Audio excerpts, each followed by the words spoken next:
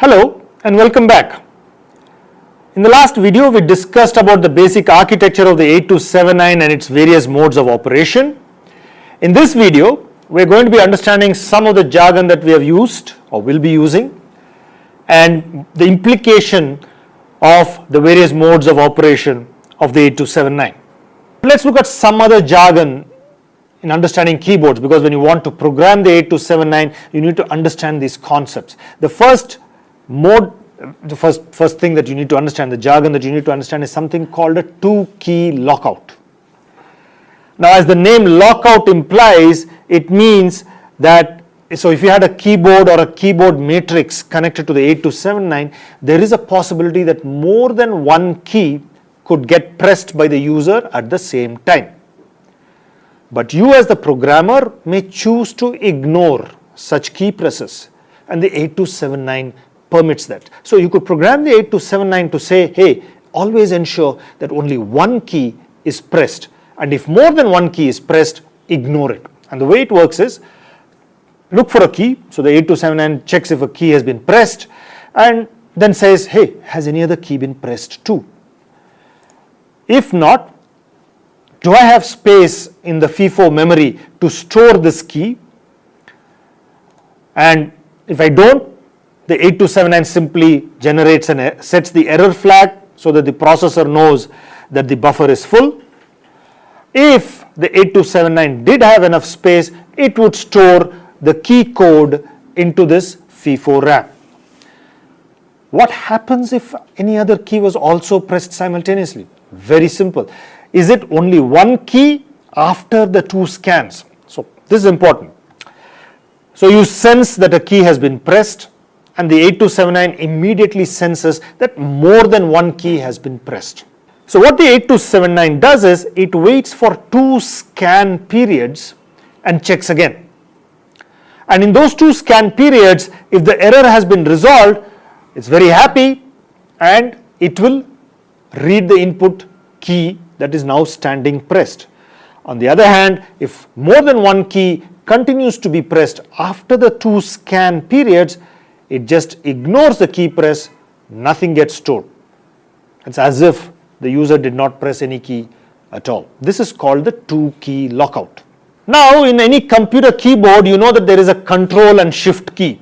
And in many, so you do a control C, you do a control V, you press a shift key to get the uppercase letters, so on and so forth. If you had a two-key lockout, none of this would work.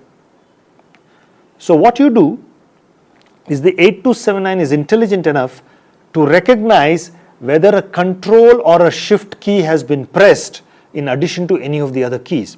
And if so, this operation is permitted.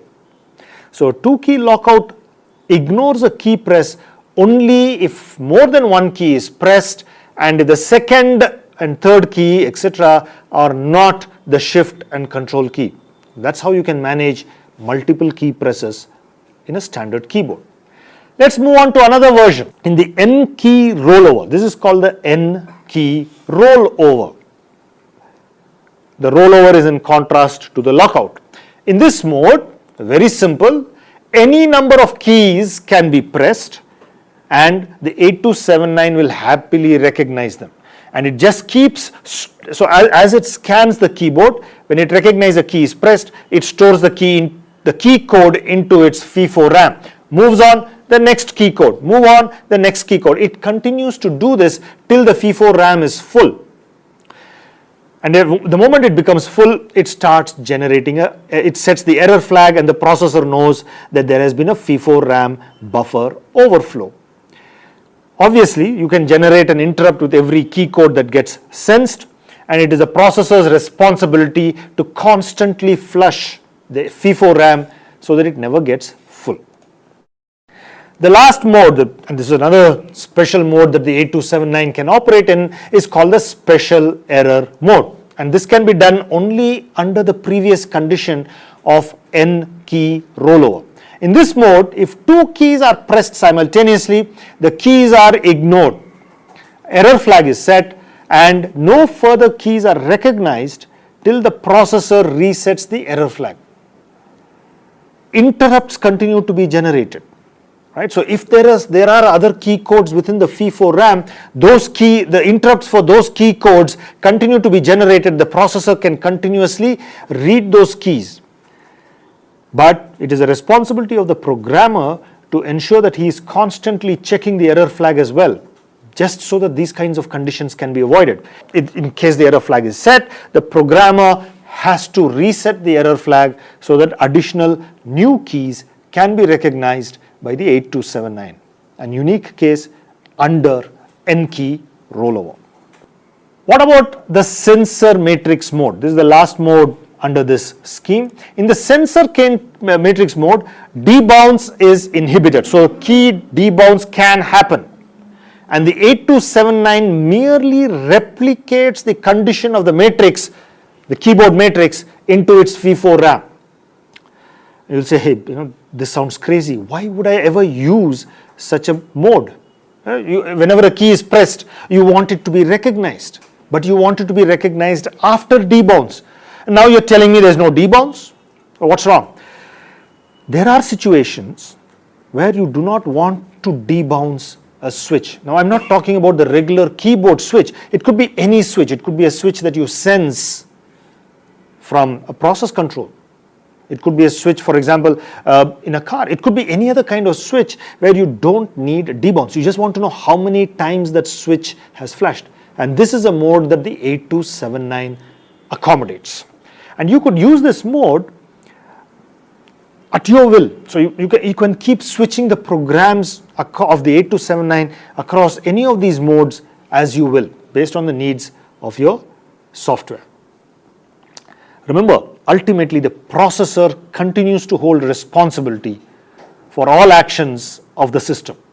Both the 8255 and the 8279 are mere slave devices to the 8086.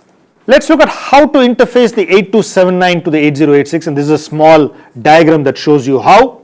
So, of course, in this case, it's an I/O mapped situation. How do you know this? Because the I/O read and the I/O write signals from the 8086 are connected to the 8279. The interrupt of the processor is connected to the interrupt output of the 8279. So, whenever a key is pressed, 8279 interrupts the 8086. This is the chip select decode. So the address lines A2 to A15 are used in this particular example to decode for the generating the appropriate chip select signal. This one outputs to the display device, 7-segment display hopefully, but output, these are pins that are connected to the display device. This is a scan line. Now the scan line has two functions. It has a function to enable display devices as well as to look for inputs from the keyboard device. So if you're in the display mode, the scan line is connected to the display. If you're in the keyboard mode, the scan line talks to the keyboard. And of course, the return lines are what comes as input into the 8279 from the keyboard.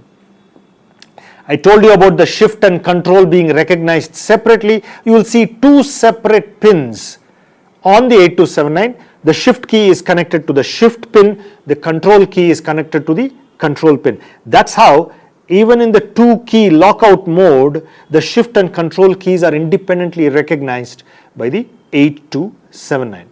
In the case of a memory mapped system, so all the other functions, all the other keys are connected, all the other pins are connected in exactly the same way as in the I/O mapped case. The only difference is that the memory read and the memory write bar signals are connected to the 8279. This tells you that this is a memory mapped I/O, and you would use the move instruction, MOV instruction, to access the 8279 in this case.